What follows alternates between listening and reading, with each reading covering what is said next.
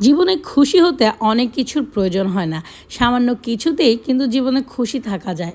তো চলুন এমন কিছু টিপস আজকে আপনাদেরকে বলে দিই, যেগুলো কিনা আপনাদের জীবনে হয়তো খুশি থাকার জন্য কম আর বেশি কাজে দিবে। যেখানে তোমার কদর নেই সেখানে কিন্তু একদমই যাবেন না। যে বুঝতে চায় না তাকে কিন্তু কখনোই বোঝাতে যাবেন না।